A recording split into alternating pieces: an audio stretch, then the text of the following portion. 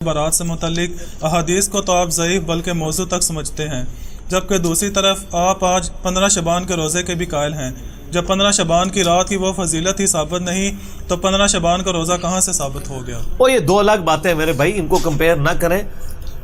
میرا 15 شعبان کا روزہ شب برات، اس کے اوپر یوٹیوب پہ کلپ ہے، لاکھوں لوگوں نے، 3 لاکھ سے زیادہ لوگ وہ دیکھ چکے ہیں، آپ جا کے دیکھ لیں۔ میں نے 44 منٹ میں پورا مقدمہ پیش کیا۔ دو الگ چیزوں کو آپس میں کمپیئر کروا کے یعنی ان کو گڑبڑ کرنے کی کوشش نہ کریں۔ اصل ایشو یہ ہے کہ جو 15 شعبان کا روزہ ہے یہ الگ سے ایک عبادت ہے، اس کا تعلق شب برات کے ساتھ نہیں ہے۔ شب برات والی روایتیں کمزور ہیں، وہ آپ یوٹیوب پہ میرا کلپ دیکھ سکتے ہیں۔ 15 شعبان کا روزہ اس کی الگ سے فضیلت آئی ہے، شب برات کی وجہ سے نہیں، الگ سے۔ اس میں نے بتایا، چلے اب میں دل جوئی کے لیے، چونکہ اب آج ماحول ہے، آج خود بائی چانس ہی آج 15 شعبان 1440 ہجری ہے، تو میں بتا دیتا ہوں۔ دیکھیں سنن نسائی میں ایک حدیث ہے، نبی علیہ السلام شعبان میں کثرت سے روزے رکھا کرتے تھے۔ تو صحابہ نے پوچھا، یا رسول اللہ صلی اللہ علیہ وسلم، آپ جتنے روزے شعبان میں رکھتے ہیں کسی اور مہینے میں اتنے روزے نہیں رکھتے، اس کی کیا وجہ ہے؟ تو آپ صلی اللہ علیہ وآلہ وسلم نے فرمایا کہ یہ وہ مہینہ ہے کہ جس مہینے میں نامہ اعمال اللہ تعالیٰ کے حضور پیش ہوتے ہیں، اور میری یہ خواہش ہے کہ جب میرا نامہ اعمال اللہ کے حضور پیش ہو تو میں اس وقت روزے کی حالت میں ہوں۔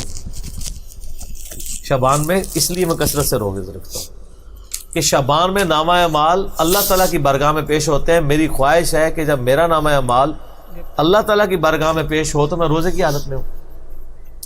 حتیٰ کہ بخاری و مسلم میں حدیث ہے کہ نبی صلی اللہ علیہ وآلہ وسلم شعبان المعظم کے پورا مہینہ میں ہی روزہ رکھا کرتے تھے، پورے مہینہ۔ ایک حدیث میں بخاری مسلم کی آتی ہے کہ اما عائشہ سلام اللہ علیہا کہتی ہے کہ نبی علیہ السلام شعبان میں کثرت سے روزے رکھتے تھے، اور ایک حدیث صحیح مسلم کی آتی ہے کہ پورا مہینہ ہی روزہ رکھتے تھے۔ اچھا، البتہ صحیح مسلم میں ایک حدیث ہے کہ نبی صلی اللہ علیہ وآلہ وسلم نے فرمایا کہ کوئی شخص بھی رمضان سے 2-3 دن پہلے روزہ نہ رکھے، یعنی رمضان کو پروٹوکول دینا کہ وہ مطلب روزے رکھ رہا تھا، رمضان کے لیے وہ روزے روک لے۔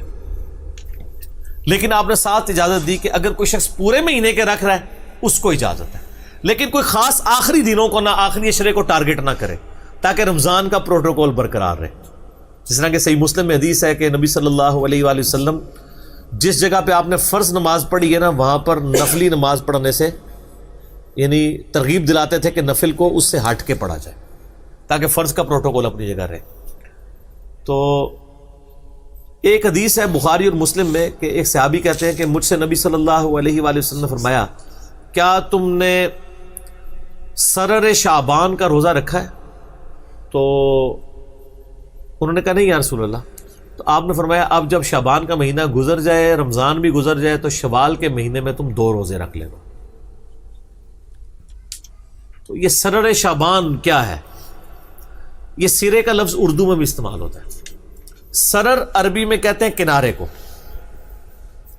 اب اس میں 3 موقف یعنی محدثین کے آتے ہیں کہ اس کنارے سے مراد کیا ہے۔ بعض کہتے ہیں اس سے مراد ہے شعبان کے پہلے عشرے کے روزے، بعض کہتے ہیں کہ اس سے مراد آخری عشرے کے روزے، لیکن آخری کے تو ہو نہیں سکتے کیونکہ نبی علیہ السلام نے آخری عشرے میں روزے رکھنے کی اجازت صرف اس کو دی ہے جو شروع سے رکھ رہا ہو، اسپیشل آخری رکھنے کی۔ تو اس سے تو آپ اسپیشل پوچھ رہے ہیں، تو نے سرر شعبان رکھا ہے، وہ تو فارغ ہو گیا۔ پہلے والا سرہ بھی نہیں ہے، اس کی وجہ یہ ہے کہ صحیح مسلم میں ایک حدیث ہے، نبی علیہ السلام نے کیٹاگوریکل فرمایا، کیا تم نے اس مہینے کے سرہ میں روزہ رکھا ہے؟ سرہ عربی میں کہتے ہیں ناف کو، ناف سینٹر میں ہوتی ہے، آلموسٹ سینٹر آف گریوٹی ہوتا ہے بندے کا۔ وہ نماز میں بھی آتا ہے نا، تحت السرہ فوق السرہ، ناف کے اوپر ناف کے نیچے۔ تو اس میں الفاظ ہیں سرہ کا روزہ رکھا ہے، سینٹر کا۔ تو انہوں نے کہا نہیں یا رسول اللہ۔ تو آپ فرمایا پھر یعنی شوال میں 2 روزے رکھنا۔ تو سرہ جو ہے نا جی وہ 15 ہی بنتی ہے سینٹر میں، اور ویسے عمومی سنت بھی ہے۔ بخاری و مسلم میں یہ حدیث موجود ہے کہ نبی علیہ السلام فرمایا جو مہینے میں 3 روزے رکھ لے وہ گویا ایسا ہے کہ روزانہ روزہ رکھنے والا ہے۔ اور بخاری مسلم میں یہ بھی حدیث موجود ہے کہ نبی صلی اللہ علیہ وآلہ وسلم مہینے میں 3 روزے رکھا کرتے تھے. اور سنن نسائی کے اندر ابو داؤد میں حدیث موجود ہے کہ آپ صلی اللہ علیہ وآلہ وسلم چاند کی 13، 14 اور 15 ہر مہینے کی روزہ رکھا کرتے تھے. تو اس میں 15 شعبان تو ویسے ہی آ جاتا ہے. 15 شعبان سے کون سی چیڑ ہے؟ 13، 14، 15 ان کو ایام 20 کہتے ہیں. ایام 20 وہ ہوتے ہیں جس میں خوب چاند روشن ہوتا ہے، یعنی گول ہوتا ہے، خوب چاند روشن ہوتا ہے 3 دنوں میں، 13، 14 اور 15. اور بخاری مسلم میں حدیث ہے جو ایام 20 کے روزے رکھتا ہے یا مہینے میں 3 روزے، اس کے علاوہ بھی 3 کی گنتی ایک مہینے میں پوری کر دے، اللہ تعالیٰ اسے پورے سال کے روزوں کا ثواب دیتا ہے. اور اس سے بھی آسان میرے جیسے لوگوں کے لیے وہ صحیح مسلم میں حدیث ہے، ابو داؤد میں، ترمذی میں، نسائی میں، ابن ماجہ میں، یہ 6 اہل سنت کی کتابوں میں بخاری کو چھوڑ کے باقی 5 کتابوں میں حدیث ہے جس نے رمضان کے مہینے کے روزے سارے رکھے، اس کے بعد شوال کے 6 روزے رکھ لیے، اسے پورے سال کے روزوں کا ثواب. کتنا آسان ہے. اس میں یہ ضروری نہیں کہ فوراً بعد شروع کرنے ہیں، پورے مہینے میں کسی بھی وقت رکھ لیں، کسی بھی وقت شروع کریں، ٹکڑوں کی فارم میں رکھ لیں، اکٹھے رکھ لیں. ویسے اکٹھے رکھنا ذرا آسان ہو جاتا ہے، رمضان کی روٹین بنی ہوتی ہے، تو میری تو کوشش ہوتی ہے کہ عید کے اگلے دن ہی شروع کر دیں، کیونکہ میدا بھی عادی ہوا ہوتا ہے، اس وقت 6 روزوں کا پتہ نہیں چلتا. آپ تھوڑا سا وقفہ ڈال لینا میدے کو، پھر قابو نہیں آتا.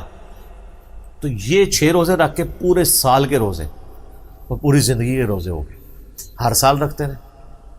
تو یہ اللہ نے آسانیاں رکھی ہیں. صحیح مسلم میں حدیث ہے، نبی صلی اللہ علیہ وآلہ وسلم ایک دفعہ فجر کی نماز پڑھ کے، ویسے تو عموماً آپ اشراق کے بعد ہی آتے تھے، ایک دن جلدی آئے اور پھر آپ نے کہیں جانا تھا، چلے گئے، تو کافی سورج بلند ہوا تو آپ واپس آئے. تو آپ نے اپنی بیوی سیدہ جویریہ کو دیکھا کہ مصلی پہ بیٹھی ہیں. آپ فرمایا تم صبح سے ابھی تک مصلی پہ بیٹھی ذکر اور اذکار کر رہی ہو؟ یا رسول اللہ. آپ فرمایا تم صبح سے بیٹھی ہو نا، اور میں نے ابھی آ کے 4 کلمات 3 دفعہ پڑھے اور تم سے زیادہ ثواب مجھے مل گیا. مجھے بھی سکھا دے. آپ نے فرمایا سبحان اللہ وبحمدہ عدد خلقہ ورضا نفسہ وزنۃ عرشہ ومداد کلماتہ. سبحان اللہ وبحمدہ، یہ تو اکٹھا ہو گیا نا ایک. عدد خلقہ، اس کی یعنی اللہ کی تعریف اس کی جو مخلوق ہے اس کی تعداد کے برابر، ورضا نفسہ اور اس کی رضا کے برابر، وزنۃ عرشہ اور اس کے عرش کے وزن کے برابر، ومداد کلماتی اور اس کے کلمات کی تعداد کے برابر. سر وہ کلمات کون گن سکتا ہے؟ وہ سورۃ الکہف، سورہ لقمان پڑھ کے دیکھ لیں کہ اگر سارے زمین کے سمندر سیاہی بن جائیں، سارے درخت کلمے بن جائیں اور 7 سمندر اور شامل ہو جائیں، تب بھی اللہ کے کلمات نہیں ختم ہوتے. تو اس میں وہی تو کہا کہ ومداد کلماتی، اللہ کے کلمات کے برابر. تو یہ 3 دفعہ پڑھنا ہے. ہم نے صبح شام کے اذکار میں ڈالا ہوا ہے، تو آپ کو وہ ثواب مل جائے گا. تو یعنی اس حوالے سے 15 شعبان کا روزہ ہے، اس کو شب رات کا روزے سے نہ اٹیچ کریں. وہ میرا آپ کلپ دیکھ لیں، 15 شعبان کا روزہ